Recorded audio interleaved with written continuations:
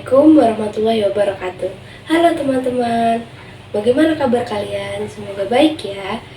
Pada video ini, saya dan rekan-rekan saya akan menyajikan hasil diskusi kami mengenai membaca kritis pada buku Keterampilan Membaca Cerdas karya Profesor Dr. Ermanto, SPD, MHum. Tapi sebelum itu, kita perkenalan dulu ya dengan saya dan rekan-rekan saya.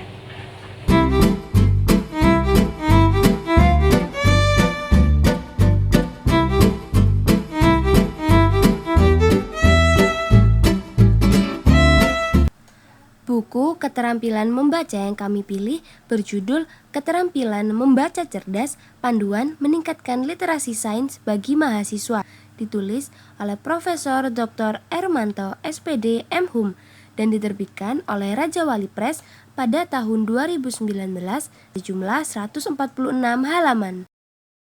Selanjutnya ada maksud penulis. Buku ini memiliki tujuan utama untuk membantu mahasiswa mengembangkan keterampilan kritis khususnya dalam memahami teks ilmiah. Penulis mengajarkan berbagai teknik membaca kritis yang dapat membantu mahasiswa dalam menganalisis teks ilmiah dengan lebih mendalam. Penulis juga ingin mendorong mahasiswa untuk tidak hanya menerima informasi secara pasif, tetapi juga untuk berpikir kritis dan aktif dalam menganalisis teks. Hal ini bertujuan agar mahasiswa dapat mengaplikasikan pengetahuan yang mereka peroleh dalam kehidupan sehari-hari, baik dalam konteks akademik maupun profesional. Selanjutnya yaitu memanfaatkan kemampuan kritis. Sebagai pembaca, kita perlu meningkatkan kemampuan berpikir kritis kita. Seperti pertama, mengidentifikasi tujuan dan pesan utama. Dalam bab ini, yaitu apa pesan utama yang ingin disampaikan penulis. Ini membantu pembaca memahami konteks dan inti dari teks agar lebih jelas. Yang kedua, yaitu menganalisis struktur teks. Pada bagian ini yaitu memahami struktur yang memungkinkan pembaca untuk melihat apakah ada ide-ide yang disampaikan konsisten dan saling berhubungan. Yang ketiga yaitu mencari bias dan perspektif penulis. Apakah penulis berusaha untuk memberi pandangan yang seimbang atau hanya memihak pada suatu pandangan?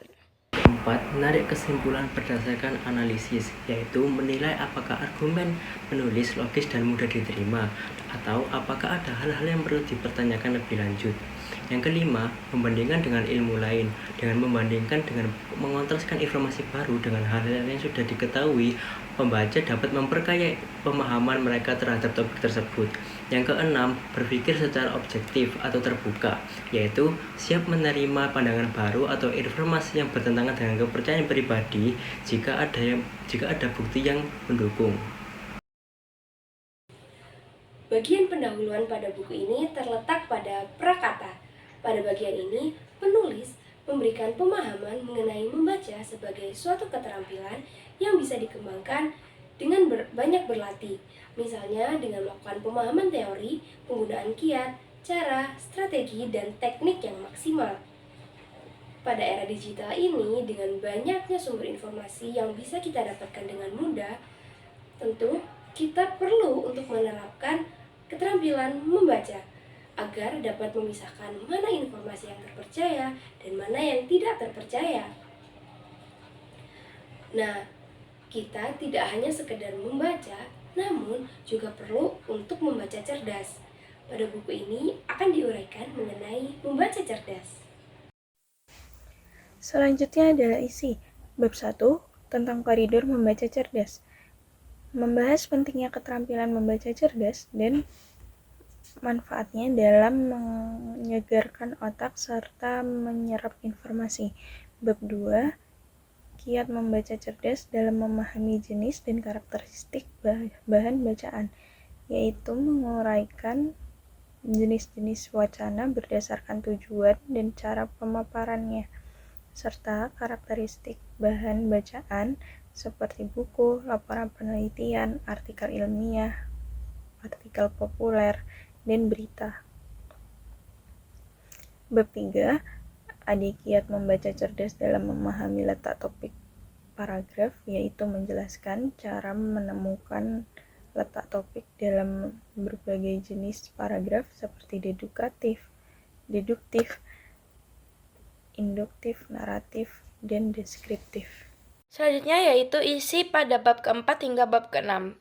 Pada bab keempat, dengan judul bab yaitu Kiat Membaca Cerdas dalam Memahami Pemarkah Informasi dalam Bahan Bacaan, membahas pemarkah grafika, cetak tebal, cetak miring, pemarkah numerik, penomoran dengan angka dan abjad, dan pemarkah linguistik yang membantu dalam memahami informasi. Selanjutnya yaitu pada bab 5 dengan judul bab Cara Menghilangkan Kebiasaan Membaca Negatif, mengidentifikasi kebiasaan negatif dalam membaca, seperti melafalkan kata, menggerakkan bibir, dan memberikan solusi untuk mengatasinya.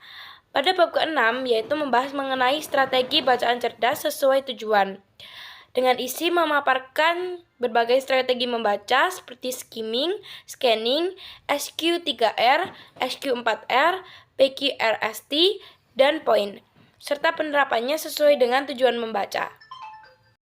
Bab ke-7, tipe-tipe informasi dan faktor pempertahanan informasi dalam memori, menjelaskan tipe informasi denotatif dan konotatif, informasi primer dan sekunder, serta faktor-faktor yang mempengaruhi orientasi informasi dalam memori. Bab ke-8, teknik penyerapan informasi, menguraikan teknik mencatat hal yang diingat, mencatat kata kunci, membuat ringkasan, dan menjawab pertanyaan berdasarkan bacaan untuk meningkatkan penyerapan informasi. Yang ke-9, jurus memahami informasi dalam berbagai tipe bacaan, memberikan panduan memahami informasi dalam berbagai jenis bacaan seperti buku, laporan penelitian, artikel populer, berita, narasi, tabel, grafik, dan lain sebagainya. Lalu yang bab ke-10, mengukur kecepatan dan kemampuan membaca, menyediakan pelatihan dan metode untuk mengukur kecepatan serta kemampuan membaca, membantu pembaca meningkatkan keterampilan mereka. Selanjutnya di penutup, daftar pustaka. Bagian ini berisi mengenai sumber-sumber relevan yang digunakan di dalam isi buku.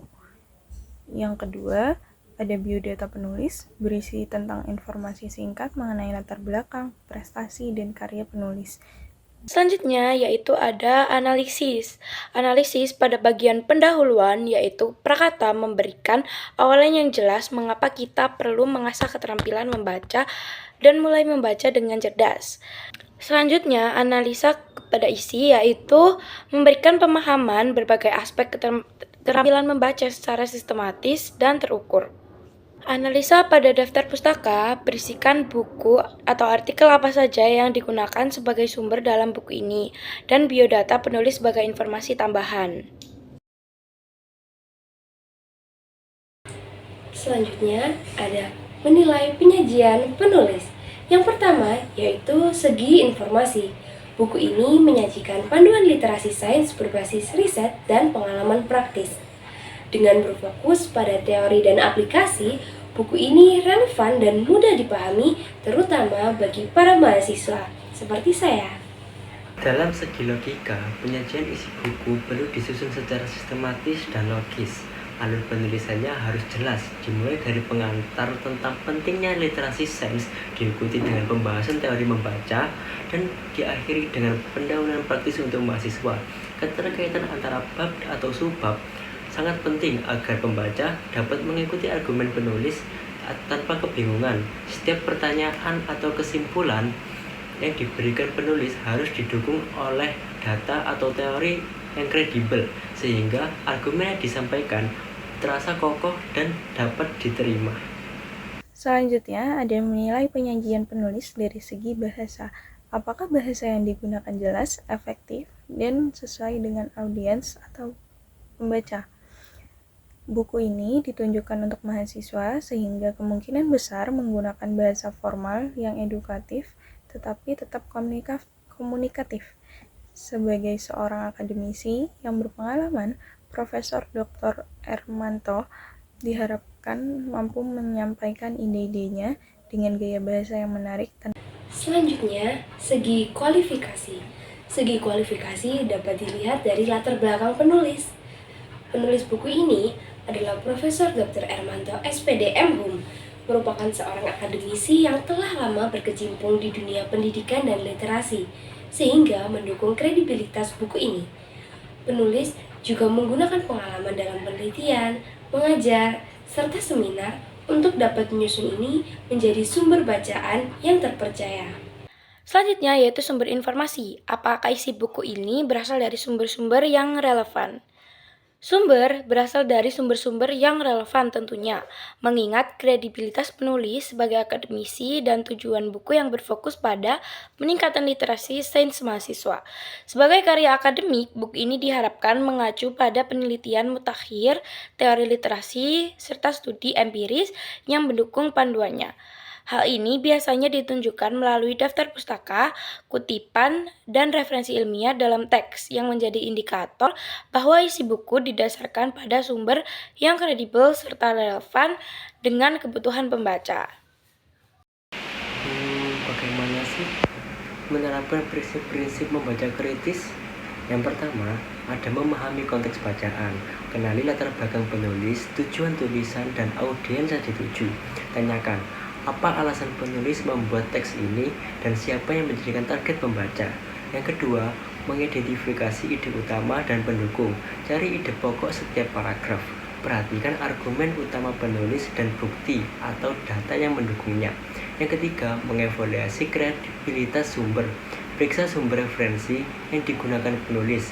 Tanyakan, apakah penulis menggunakan data yang valid dan berasal dari sumber terpercaya. Yang keempat, ada menganalisis logika dan argumen. Identifikasi hubungan antara argumen dan bukti. Cari potensi kesalahan logika seperti generalisasi berlebihan, asumsi yang tidak mendukung, atau bias. Yang kelima, mengidentifikasi bias. Periksa apakah teks memiliki bias baik dari sudut pandang penulis maupun dalam penyajian informasi. Pertimbangkan bagaimana bias tersebut mempengaruhi argumen yang disampaikan. Yang keenam, mengevaluasi bahasa yang digunakan. Perhatikan apakah bahasa yang digunakan objektif atau emosional. Hindari menerima begitu saja klaim yang disampaikan dengan bahasa persuasif tanpa bukti kuat. Yang ketujuh, ada menyusun pertanyaan kritis. Ajukan pertanyaan seperti, apakah argumen ini logis? Apakah ada informasi penting yang diabaikan? Bagaimana pendapat ini sejalan dengan sumber-sumber lain yang saya baca? Lalu yang kedelapan, yang terakhir, bandingkan dengan sumber lain. Bandingkan informasi dalam teks dengan literatur lain untuk mendapatkan perspektif yang lebih luas. Pastikan tidak ada bergantung pada suatu sumber untuk membangun opini atau pemahaman. Dengan menerapkan prinsip-prinsip ini, pembaca dapat memahami teks secara lebih dalam, mengidentifikasi kekuatan dan kelemahan, serta membuat keputusan yang didasarkan analisis kritis, bukan asumsi atau pendapat semata. Selanjutnya adalah kelebihan buku. Buku ini memberikan panduan praktis yang langsung bisa diterapkan dalam meningkatkan keterampilan membaca, khususnya dalam memahami literasi sains. Selain itu, bahasa yang digunakan jelas dan mudah dipahami, sehingga memudahkan mahasiswa dalam memahami konsep-konsep yang diajarkan tanpa merasa kesulitan. Buku ini juga sangat relevan dengan kebutuhan mahasiswa, terutama dalam menghadapi teks-teks ilmiah yang kompleks. Kelebihan lainnya adalah kredibilitas penulis yang memastikan bahwa buku ini didasarkan kepada sumber-sumber kredibel dan terpercaya. Yang terakhir, saya akan membahas mengenai kekurangan buku. Beberapa kekurangan dalam buku ini, yang pertama hanya berfokus pada literasi sains, sehingga bagi pembaca yang ingin memahami keterampilan membaca di bidang lain akan kurang sesuai. Yang kedua, informasi yang disajikan kurang variatif. Lalu yang ketiga, buku ini kurang membahas mengenai teknologi terbaru dalam literasi sains. Dan yang terakhir, meskipun terdapat panduan praktis, namun beberapa pembaca memungkinkan untuk mengalami kesulitan dalam penerapan maupun penguasaan materi. Sekian hasil diskusi kami yang dapat disampaikan. Terima kasih atas perhatiannya. Mohon maaf apabila ada salah kata. Wassalamualaikum warahmatullahi wabarakatuh. Sampai jumpa di kesempatan selanjutnya.